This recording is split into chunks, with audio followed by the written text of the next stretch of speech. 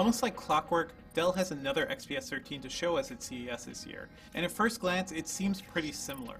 Dell basically took a lot of the premium design elements from the XPS 13 2-in-1 it launched in November and brought it down to the clamshell model. So as you'd expect, the screens are even thinner than last year's model. There's a 91.5% screen to body ratio now, so those bezels around the sides and the top and bottom are even thinner than before. And overall the whole machine just has a sleeker aesthetic to it than last year. So there's less wasted space, there's less space between the keyboard and the actual display itself. And if you didn't like the maglev keyboard Dell debuted in the XPS 13 2-in-1, you can rest easy, because they actually brought back the older style from the XPS 13. So these keys have a lot of travel for something so thin, and that's pretty impressive.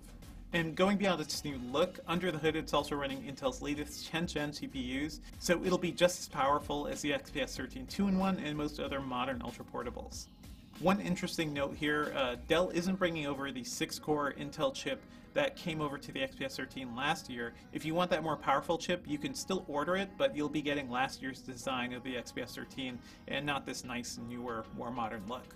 The new XPS 13 also has a 16:10 display, just like the 2-in-1, and it'll support Dolby Vision and HDR, all the stuff we saw last year in the XPS 13 as well. So overall, the new XPS 13 looks like Dell's pretty much just refining what it's been doing over the past few years, but it's still impressive. It's still very light and very sleek and modern, and it's the sort of laptop that shows other Windows PC makers what is possible with Windows. Honestly, it's tough to tell where they can go from here, aside from taking away bezels completely.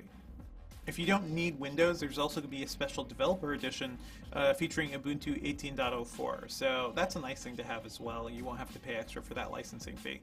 Dell's new XPS 13 is going to be available on January 7th, starting at $999. Stay tuned to Engadget.com for more news from CES 2020.